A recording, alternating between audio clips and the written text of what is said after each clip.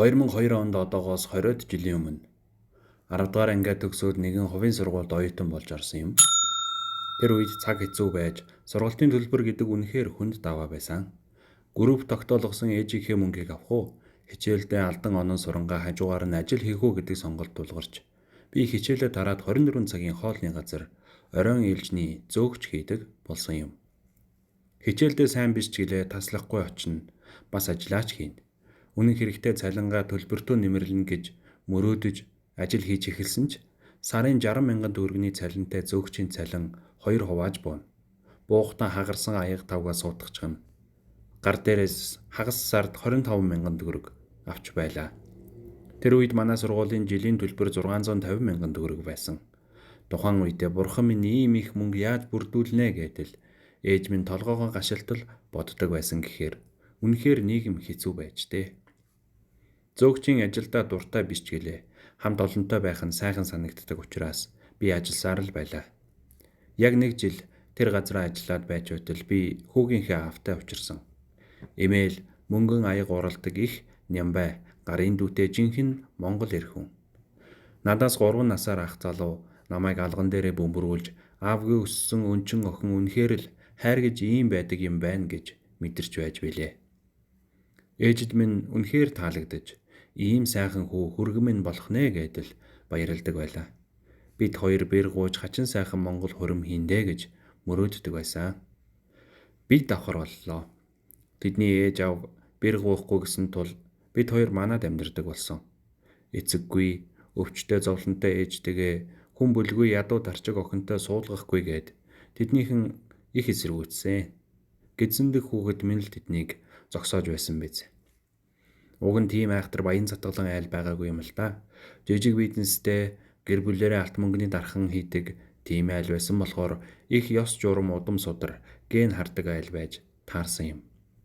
Жирэмсний 6 сар хүртлээр хичээлдээ яваад л чөлөө авлаа. Хүүгийн маань аав хүүгээ төрөнгүүт хашаа байшин авнаа. Тэндээ 2 давхар байшин барина. Тэгээд хүүхэд нэмэгдэх тоогоор нэг өрөө нэмж барьсаар байгаад том хаус болчихно гэж догдлон ярьдаг байлаа. Үнэхээр их хүүхдээ хүлээсэндээ хөөрхий. Нэрийг нь олон шүн бодож гонлоо. Хүүдээ ялалт гэдэг нэр өгнөө. Харин охин төрвөл анх цул гэж ярьдаг байлаа. Уяач нар их захиалга өгөх юм, эмээл хазаарны мөнгөн тоног хийлгэн тэр маань үнэхээр бурхан шиг авьяастай хүн байлаа. Хүүгээ олсноос хойш олсон орлогоо бүгдийг нь хүүдээ зориулж дэвтэр нээлгээд хийж эхэлсэн. Ингэж байтал тэдний гэрийнхэн ирж хэрүүл хийх нь тасархаа боллоо. Хүүхдийг маань зовоолоо, хөдөлмөрийг нь шуллаа, хамаг ямыг нь хурааж авлаа гуйлагчад гэдэл.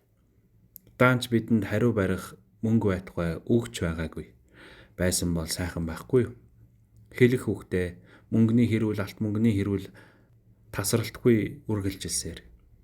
Би 8 сартай болоод байсан тэр нэг аимшигтай өдөр хүүгийн маань аав амиа хорлцсон байсан.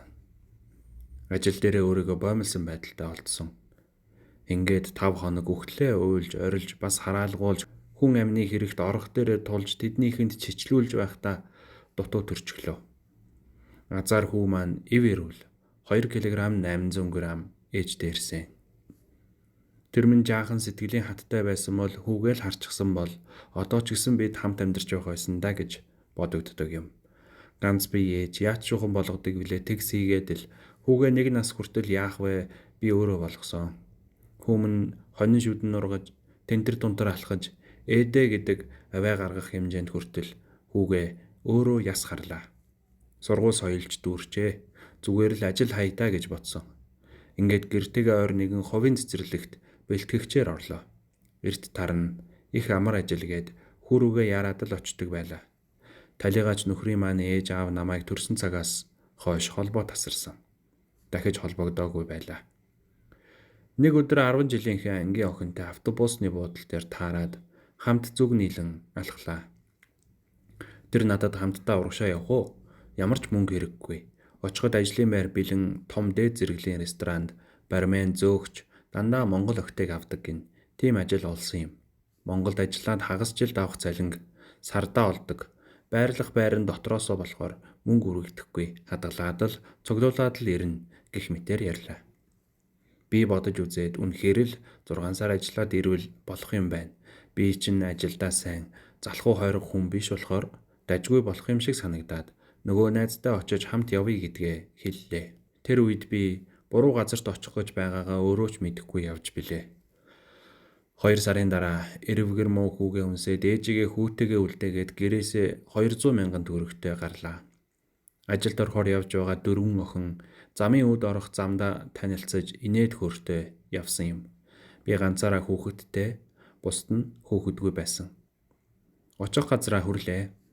Караоке, саун, массаж гэсэн нэртэй хаягны доодох подвол хонголд оруулаад бичиг баримтыг мань хураасан.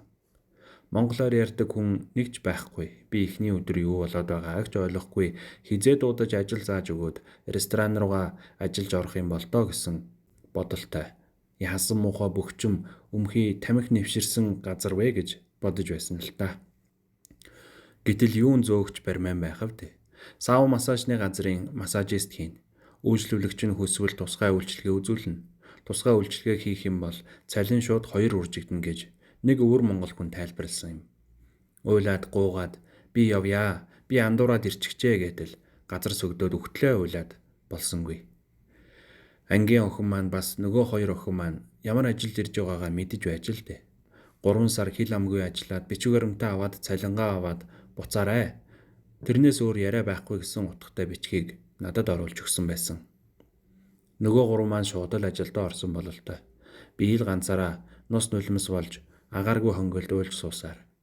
Хүүмэн ээж минь юу хийж байгаа бол ээж минь бол сайхан сэтгэлтэй хүн өдөрт миний охин сайн байгаа байх уу гिचгсэн тайван сууж байгаа даа гэж бодохоор би 6 хоног хоолгүй ус уусаар эсэргүүцэл зарлаад бүр байдал муудаж миний тэдэнд өгөх өр бодогдож эхэлсэн юм.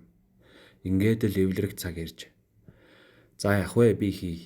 Би яг 3 сар ажиллаад шууд буцна. Гэхдээ цалингаа сар бүр авна гэхэд цалингийн тал нь суутгагдана. Намайг авчирхад зарцуулсан мөнгө бас хасагдана гэсэн юм.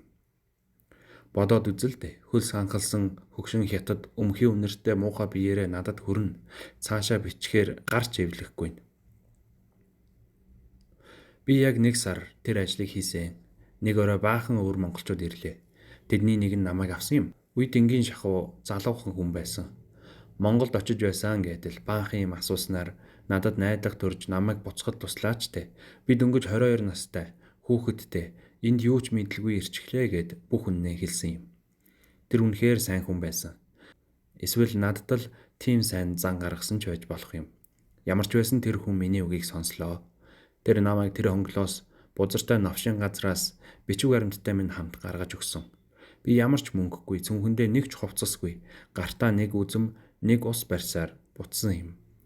Тэр үед Монгол охид Бээжин, Ирээнд тэр чигтээ ажил хийнэ гэж хууртагдаж ирдэг байсан юм билээ. Худлаа зар тавьж Монголоос ажиллах хүчгээд зуучлсан ихэнх хүмүүс нь монголчууд байдаг гэсэн. Сонингоор, зурагтаар яг тэр үеэс их гардаг болж хүмүүс ойлголттой болсон байхаа. Би гэртээ ирлээ. Хүүгээ тэрч чадахгүй ээртлээ уйлж үлээ. Умгарч гэсэн гэр минь хоол муутайч гэсэн амгалан тайван миний орон гэр хичнээн сайхан байсан гэж санана. Тэрний дараа толгойд зүгээр л чи сургуулаа л төгс гэсэн үг бодогдох болсон юм. Ингээд сургуультаа явж төгссөн. Тэр нь ч зөв алхам болсон. Хамгийн анхны мэрэгчлэрээ ажиллаад авсан цалингаа авчгаад би бүр гудамжинд цалингаа авчихлаа гэдэл зарлаад орилоод явмаар санагдж үлээ. Одоо ч энэ мэрэгчлэрээ ажиллаж сайхан хамт олонны дунд гялалзаж явнаа. Гэхдээ л 17 жилийн өмнөх тэр аимшигтай дурсамж үе толгойд орж ирдэг. Ганц би хүчирхэн ээж байхын тулд би эмзэг байж болохгүй гэдэл бодлоо хөөх гэж хичээнэ. Харин одоо нэг их сайхан хөнгөрсөн мэдрэмж төрж байна. Хүүмэн харин мундаг ир болсон. Олон жилийн өмнөх аавыгаа санагдуулам сайхан өндөр залуу болж хүүгээл сайн сургаж сайн боловсрол эзэмшүүлэх нь миний хамгийн том зорилго. Хүүгийн минь ээж аав, хүүтэй минь уулзна, хоорондоо сайхан харилцаатай байдаг. Хөвшин настай хүмүүст би хатуурхаж хүүгээ харамлаагүй. Уулзах үед нь, очих үед нь минд дайлгаад л явуулдаг. Миний хүү л ээжийнхээ мөрөөдлийн амьдралаар амьдрах баха. Тэгж санагддаг юм. Энэ хүртэл уншсанд, сонссонд баярлалаа.